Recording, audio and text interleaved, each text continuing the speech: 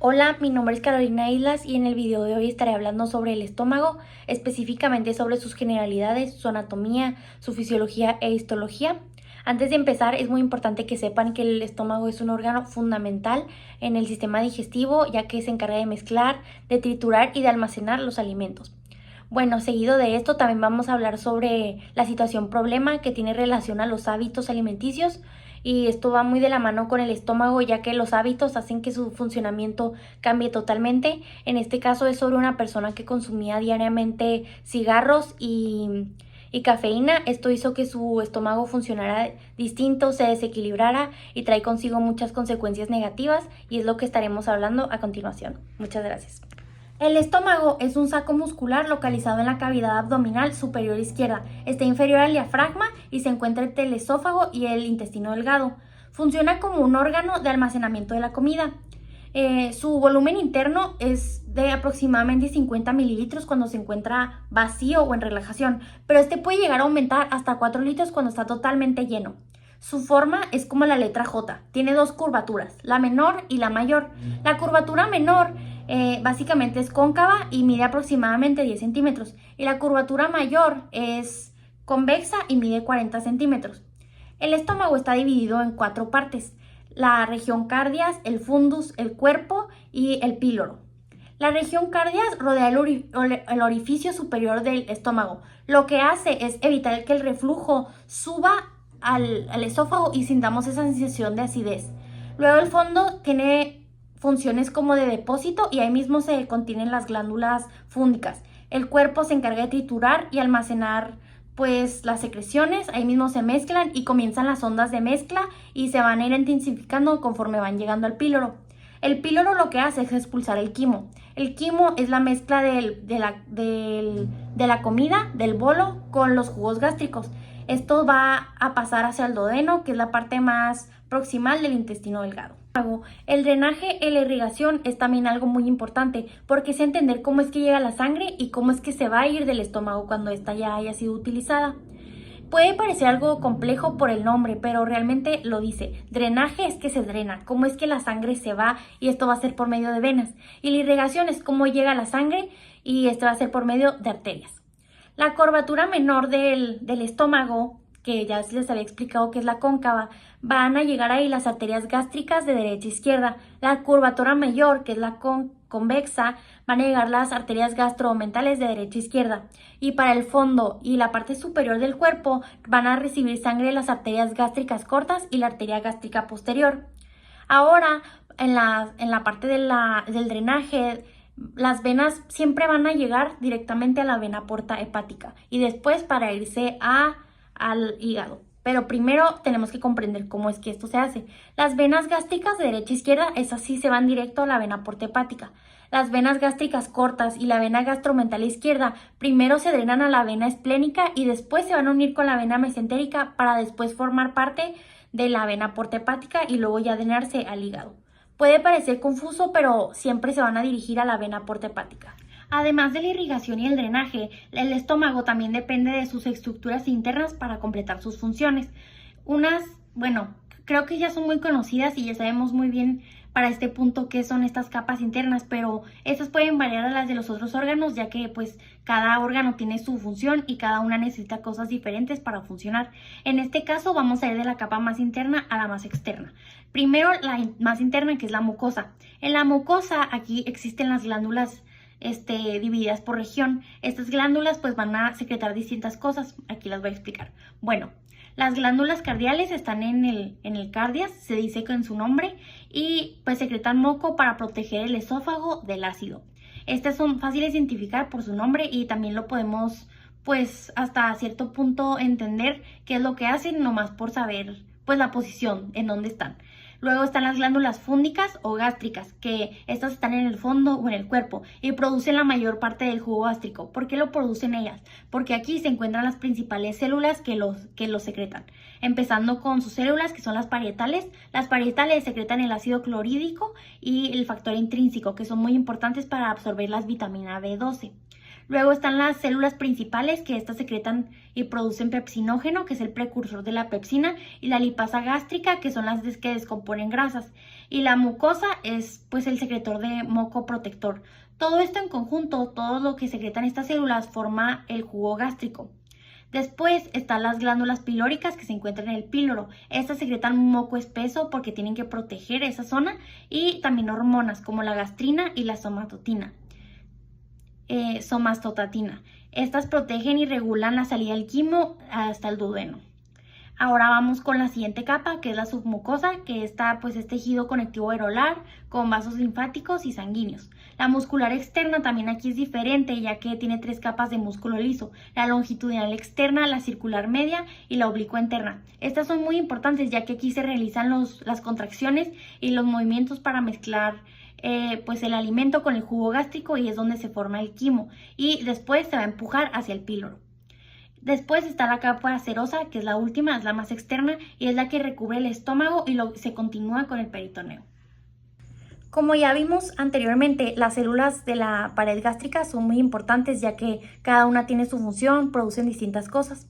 Pero esto no se hace simplemente al azar, sino que tiene un propósito. El propósito de esto es para que el estómago se prepare adecuadamente antes, durante y después de la llegada de la comida. Esto tiene 3 fases y las voy a explicar. La fase cefálica es la primera, que tiene lugar incluso antes de que la comida entre a nuestra boca, y se debe por la visión, el olor, el tacto y el gusto. Esto lo que va a hacer es que en cuanto nosotros vemos la comida, los jugos gástricos comiencen a secretarse, y pues básicamente esta fase aporta 30% de la secreción gástrica asociada a la comida. Después está la fase gástrica, que es cuando los alimentos ya llegan al estómago y se empiezan a excitar los reflejos vagovagales. Esto quiere decir que el estómago se empieza a relajar y a distenderse para que quepa la comida. Esta fase estimula aproximadamente el 60% de la secreción gástrica. Y por último está la fase intestinal, que comienza cuando el quimo está en el duodeno. Esta aumenta muy poco jugo gástrico, porque es cuando ya va a empezar a parar. Únicamente aporta el 10%, y es cuando ya se va a empezar a disminuir porque ya va a pasar el quimo hacia el intestino delgado. La digestión también es muy importante, tanto la mecánica como la química. La mecánica es básicamente que el estómago realiza movimientos como propulsión, que tritura y va a mezclar el alimento junto con los jugos gástricos. Y finalmente ocurre el vaciamiento gástrico, que es que pasa el quimo hacia el duodeno. La digestión química es cuando empiezan a actuar las secreciones. Por ejemplo, la amilasa que destruye los almidones, pero esa únicamente va en la boca, porque cuando llega al estómago se empieza a inhibir. Y lo que continúa es la lipasa gástrica, que empieza a la digestión de las grasas, la capa de moco con bicarbonato, que hace que se proteja la mucosa del propio ácido estomacal. La pepsina empieza a cortar proteínas. Para finalizar, les voy a hablar un poco sobre qué es la gastritis. La gastritis, como su nombre lo dice, gastro, estómago, itis, inflamación. Es la inflamación de la mucosa gástrica. Esto se debe a la ingestión de sustancias irritables y se va a empezar a lesionar la barrera de la mucosa. Entre las sustancias puede ser el alcohol, la cafeína, el tabaco, el ácido acetilicélico. Y a continuación voy a seguir con las preguntas de la situación problema. También están relacionadas a la gastritis y va a ayudar a comprender mejor el tema. ¿Qué pasa cuando no comes? Cuando no comemos, nuestro estómago se siente vacío, no se siente, está vacío, y empiezan a aparecer las contracciones de hambre. Empieza a doler la parte de arriba del estómago, es la boca del estómago, y se empiezan a hacer contracciones intensas. Empiezas a sentir una sensación fuerte de que está vacío el estómago. Y obviamente pues se puede volver más doloroso si va pasando el tiempo.